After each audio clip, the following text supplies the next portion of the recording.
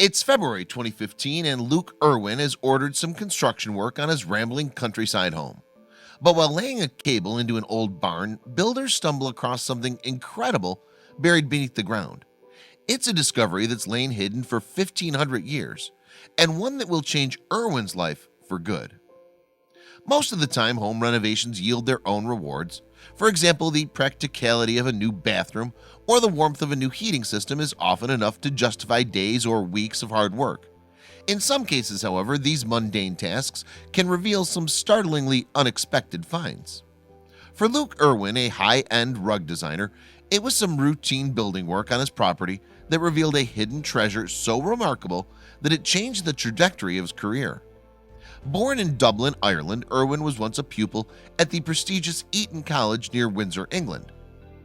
And after leaving school at 16, Irwin touched on careers in PR, theater, and antiques before starting his own rug design business in 2003.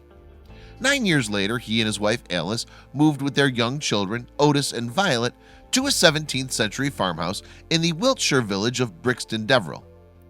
Apparently, it was love at first sight. When we went to look at this house, we turned into this gate and my wife starts shaking. Irwin explained in a 2016 promotional video for Luke Irwin Rugs, saying, "I have to live here. I have to live here." But little did they know that the property's real magic was yet to be revealed. In February 2015, workers were at the property to install a new shower. While they were in there, Irwin had another request. Apparently, his son Otis enjoyed playing table tennis in a barn in the courtyard beyond the main house. And hoping to allow his son to continue his hobby in comfort, Irwin asked the workmen to install an electricity connection.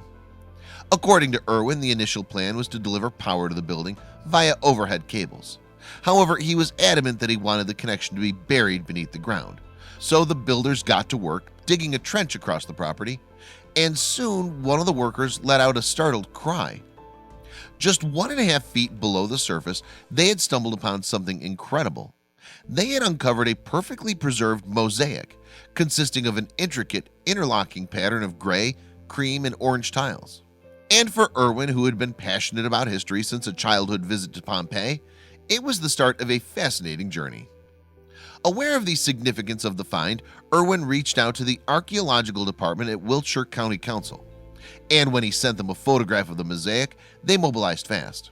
The next day, they had arrived on the Irwin's farm and were blown away by the unexpected discovery, described by one expert as a 1,000,000 to 1 chance.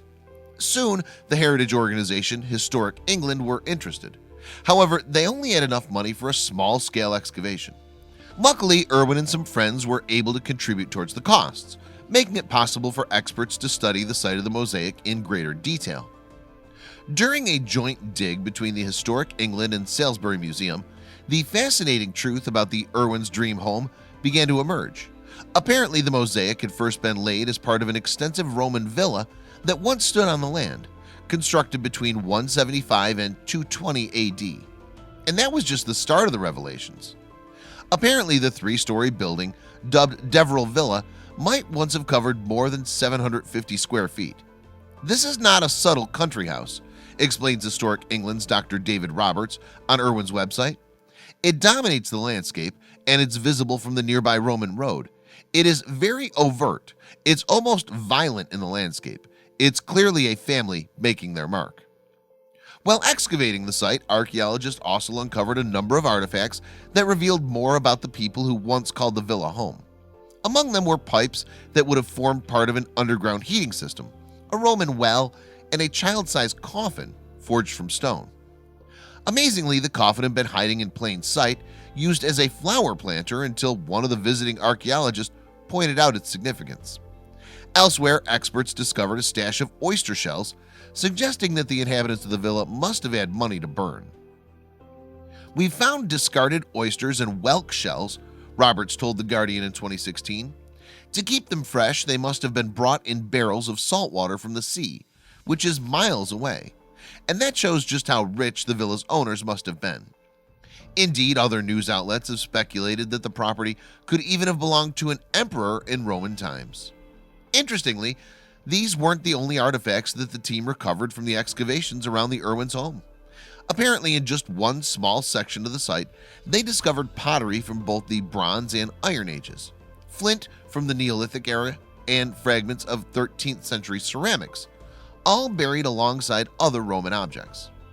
According to Irwin, archaeologists even found evidence that the site had been inhabited during the Mesolithic period, from around 10,000 BC. Supposedly, the villa was repeatedly redesigned and remodeled from the time it was built right up until the 4th century AD.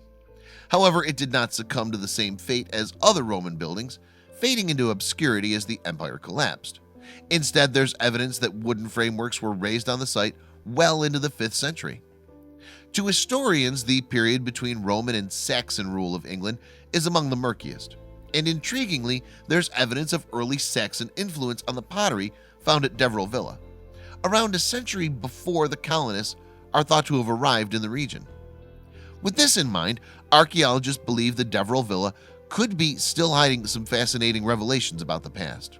However, historic England is currently unable to meet the cost of further excavations, and in order to protect the discoveries for future generations, they've been reburied beneath the Wiltshire soil.